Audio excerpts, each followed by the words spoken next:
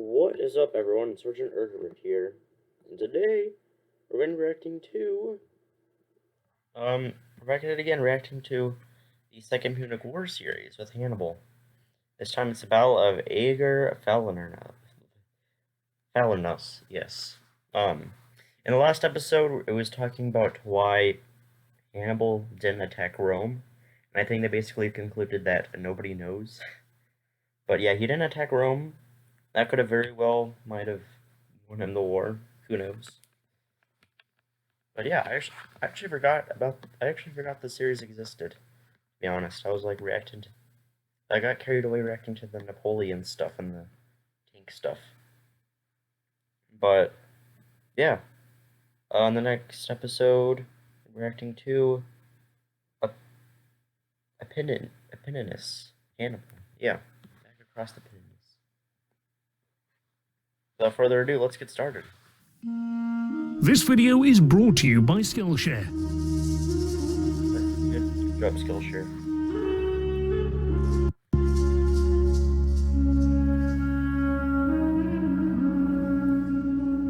It's late in the year 217 BC. Destroyed towns and burned farmland stretch as far as the eye can see. Hannibal had plundered the Ager Falernus Valley, perhaps the richest region in all of Rome. But he is now surrounded and trapped by a more numerous Roman army, led by a general who seems to know all about his old tricks. That's not good at all. With cold weather approaching, the Carthaginian general is running out of time.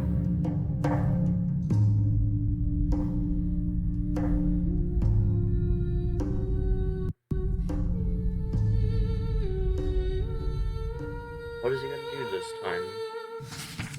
Jeez, look at that. Hannibal's able to go through all of that.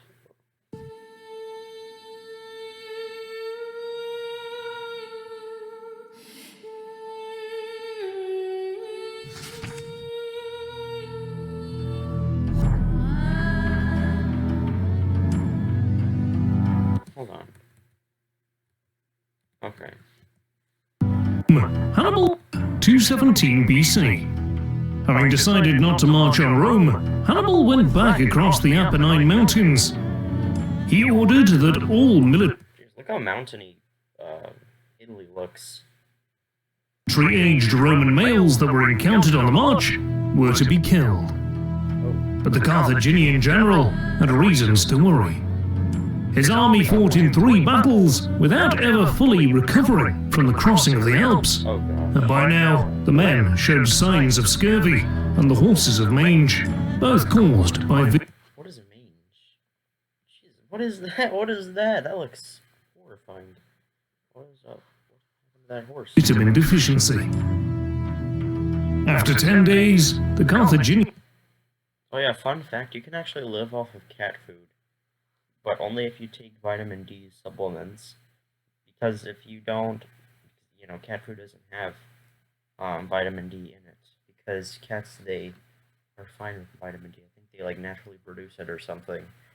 And scurvy is caused by vitamin D deficiency. So if you try to survive off of cat food, you'll get scurvy. Yeah, that just reminded me of that. army reached the Adriatic Sea. Hannibal allowed the men to recover through eating the plentiful produce gathered from this rich area. Nice. The horses were bathed in the sour wine which had been captured in great quantities to restore the condition of their coats. Meanwhile, Publius Cornelius Scipio was sent as Oh yeah, Scipio. We heard about him a lot. proconsul to Iberia with reinforcements of some 30 new ships, 8,000 troops, and fresh supplies. What persuaded the Senate to divert such valuable resources to Iberia at a time when Hannibal was on a path of destruction in Italy was their desire to prevent reinforcements from reaching Hannibal by land.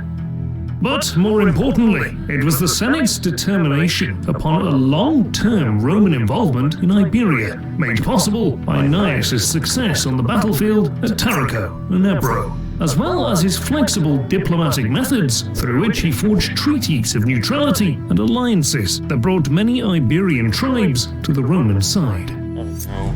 It is Gnaeus' ability to act autonomously without waiting for directives from Rome that gave the Senate a strategic advantage halfway across the Mediterranean, where they could otherwise exert no direct control. The Senate felt assured that by supporting the Scipio brothers in Iberia, Rome would have good prospects for fighting the Carthaginians in their own backyard.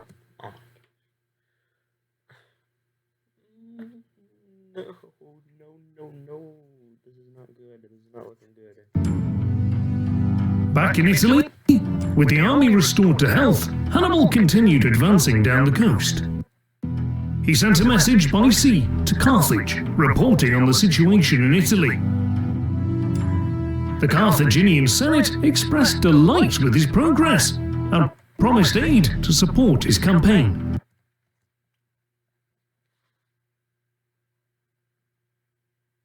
How about we support the defense against the Scipio brothers, which look like they're going to completely annihilate the colonies in Iberia. That seems very pressing, especially since the Romans there's no sign of Roman surrender so far. Meanwhile, the appointed dictator, Quintus Fabius Maximus, took command of Geminus's remaining 4 legions and went after Hannibal. Oh goodness. Replacement of the terrible losses at Lake Trasimene required an emergency levy of 2 additional legions, which brought the dictator's army to around 40,000, including allies. It is possible that some of the new recruits were very young and older men, originally intended for Rome's city garrison, with some in the process of being trained while on the march. Wow. Fabius was... There's no way Hannibal is going to lose against those. Really? You really think they're just going to all of a sudden crush Hannibal's army after Hannibal, defeated your even stronger armies in the north? 50 times. A man in his late 50s, rather old by the standards of Roman generals, but he was a proven commander. Having been awarded a triumph for his victory over the Ligurians during his consulship in 233 BC, he also held the position of censor in 230 and was elected consul again in 228. Now as dictator, he was yet to reveal his plan on how he will deal with Hannibal. So far, he had been advancing cautiously, carefully scouting ahead to give himself plenty of warning of the enemy's presence. Meanwhile, Hannibal pillaged and burned his way down the coast, accumulating vast quantities of grain, cattle, and other produce. His plan was to reach southern Italy, where he expected to sway some of Rome's allies to join him. That would be good. The 2 commanders met for the first time in northern Apulia, encamping just 10 kilometers apart. Hannibal immediately offered battle outside the Roman camp. Oh, that's interesting. You see a lot of the other battles, Hannibal just let them come to him, and then he would fight or something. He would have some kind of trap. No, he's just going for it. But no response came from Fabius. The Carthaginian general waited long enough to impress his own men with the enemy's timidity before leading the army back into camp. The following morning, Hannibal continued the march, ravaging the countryside as he went, in an attempt to goad Fabius into battle. He provokingly went past the Roman army back into the Apennine Mountains. But the Roman dictator merely followed the enemy and apparently had no intention of risking a battle under any circumstances. This was certainly wise, as nearly half of his army was made up of raw recruits, and some of the men were in awe of Hannibal, who had defeated the Roman armies on 3 occasions that year. But Fabius' strategy wasn't too popular in Rome. Notwithstanding the disasters at the Trebia and Trasimene, powerful elements of the Roman Senate still believed that Hannibal could be defeated in a pitched battle. Although he was appointed dictator, the Senate restricted Fabius' freedom of action by denying him the right to choose his own second-in-command. Instead, they foisted upon him Marcus Minucius Rufus, a former consul. Nevertheless, as Hannibal continued across the Apennines, Fabius shadowed him. The hilly country favoured the Romans, allowing Fabius to stick to the high ground and only encamp in positions that Hannibal would never risk attacking. The dictator's plan was to deprive the enemy of food supplies by launching small-scale attacks on Carthaginian foraging parties, not inflicting many. This is such a funny battle. Hannibal's just going around trying to provoke them. I don't know, it's just funny to me. Casualties, but making it difficult for them to gather food and fodder. But he would never risk a direct confrontation. Fabius also instructed inhabitants of surrounding villages to take with them all of the animals and food they can, before destroying and burning everything that's left behind and seek refuge in fortified towns. Like, the bad news for Hannibal is that the enemies are, like, Fabius at least has learned that he can't go straight into battle with them or he'll probably lose. Which means that Hannibal isn't going to be underestimated. This tactic, which would later become known as the Fabian strategy, served not only to deplete Hannibal's forces, but also to gradually rebuild Roman military confidence.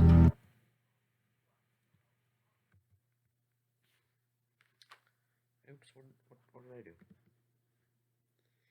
Okay. Hannibal understood that he needed to force an open battle in order to exploit the tactical superiority of his own army and prevent the situation from developing into an exhausting war of attrition that he cannot sustain. He clearly appreciated the implications to his war effort if Fabius would continue with this new strategy. But the cunning Carthaginian general had a plan. He always has a plan.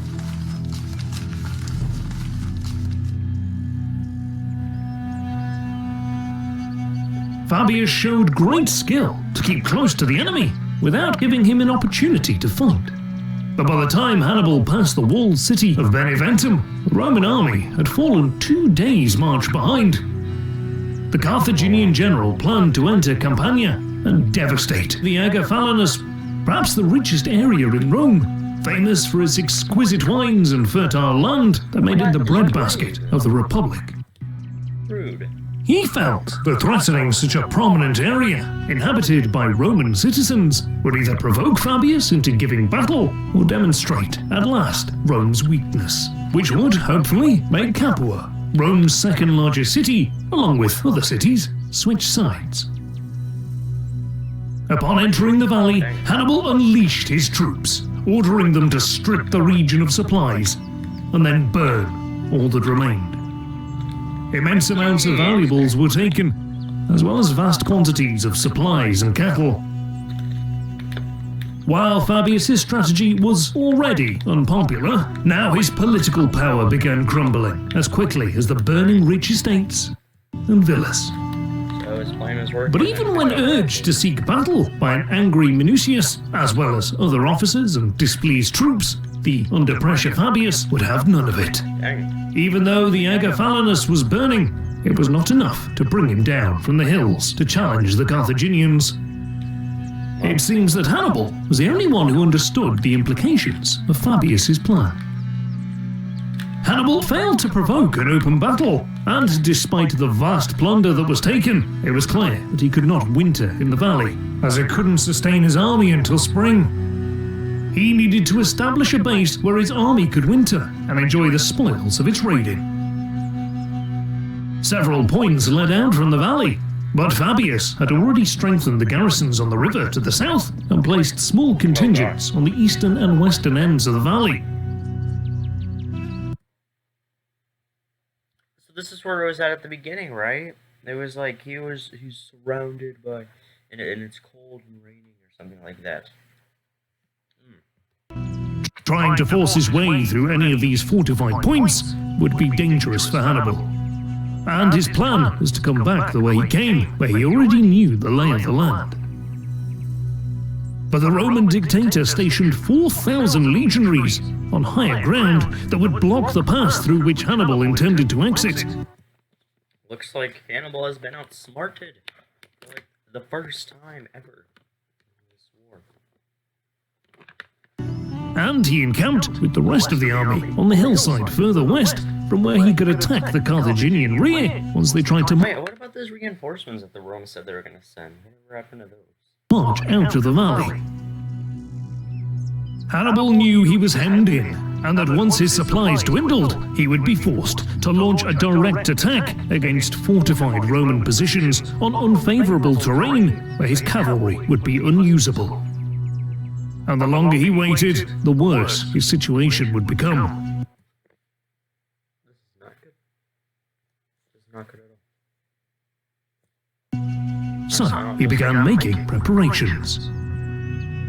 Finally, a few weeks into the stalemate, Hannibal ordered the troops to eat a hearty supper and go to bed early to get as much rest as possible for the night ahead. As all activities in the three camps quietened down, the guards remained on their posts, and the campfires lit up the night sky. It seemed like another uneventful day had ended. But about an hour before daybreak, a mass of torches appeared, heading across a small ridge in front of the pass. It seemed that Hannibal decided to force his way out after all. Thinking they were being outflanked, But this is something else, isn't it? This is something else. Is this like some kind of distraction or trap? the 4,000 Roman troops holding the pass left their position to block the enemy's movement. Little did they know that the column of torches weren't enemy soldiers, but thousands of captured oxen with burning branches tied to their horns, guided by Carthaginian camp followers. Upon reaching the milling animals, the legionnaires halted in confusion. Then, out of the darkness, That at the end. Hannibal is a mad lad. came about 2,000 Iberian javelin. Oh my gosh! Although outnumbered 2 to 1, they were more nimble than the heavily armored Romans and more accustomed to fighting in rugged terrain. Whoa. As the fighting raged on the ridge, Hannibal was already moving with the rest of his army in total silence. He planned to flank the Roman contingent through a very narrow passage that was now left unguarded. Fabius saw the torchlight and heard the noise of the fighting, but refused to move from his camp in the darkness, despite the urgings of his officers and Minucius in particular. Oh my gosh, now his indecisiveness is going to finally be bad for him, I guess. Well, not indecisiveness, but like his staying putness. I don't even know if that's a word. Given the problems of fighting a night battle and the relative inexperience of his soldiers, Fabius probably made the correct decision. Really? He had no way of knowing whether or not Hannibal was setting up another trap, and it is questionable whether the Romans would have been able to locate and intercept the enemy in time. Hannibal was able to ascend the pass and escape with his army and plunder intact. Wow, so basically, just look at what happened and look how much. Just look. The Carthaginians, they destroyed the breadbasket of the Roman Empire, of the Roman Republic, but then killed thousands of troops, and then left, like, intact. That's basically what happened. Like, literally, the Romans gained nothing. So, wow. So this is good for the Carthaginians. As daylight broke, the Carthaginian general reacted quicker than his opponent, sending a force of Iberian infantry from the rear of the column to support the embattled and outnumbered troops on the ridge. The lightly armed and agile infantry managed not only to relieve the javelinmen, but inflicted heavy losses on the Roman contingent. How are they going to get back, though? They look so far away. The way in which Hannibal extricated his army from a seemingly hopeless situation became a classic of ancient generalship, finding its way into nearly every historical narrative of the war and being used by later military manuals. Fabius had been humiliated for allowing his enemy to escape. Even before Ager Falernus, many in Rome and within the army resented the dictator's passive strategy. But while Fabius's political reputation suffered, his troops actually gained valuable experience under his leadership. More importantly, he prevented Hannibal from potentially destroying another Roman army, which would have undoubtedly persuaded many of Rome's allies to defect. Yeah. And now he was following Hannibal back across the Apennines. The two commanders would meet again. Ooh. If you ever wondered how we create Fabius gonna try to redeem himself by fighting them head on. maps for our videos, and you'd like to create some of your Oh, was that the end? own, click on in Photoshop. Oh, yeah. Wow. Thank you all for watching, everyone. So, yeah. Battle of Ager Falernus. Yes. I think this came out like a whole year ago. But thank you all for watching. Make sure to subscribe to HistoryMarsche. And stay tuned for our next episode. Back across the Apennines. Episode 9. So, yeah, thank you for watching, everyone. Goodbye. Hello, everyone. If you enjoyed this video, make sure to like it and subscribe to my channel. And, you know, turn on the notification bell thingy. And if you didn't, then make sure to leave a thumbs down. But yeah, that would be greatly appreciated. And while you're at it, go ahead and watch my other videos. They're probably just as good, then if not better than this one right now. Except for my oldest videos, don't watch those. And, you know, subscribe to these people down here, my fellow sergeants. They're other YouTubers that I either know or I have in high regards. Yeah, even my cat agrees. So, thank you for watching, and have a great day.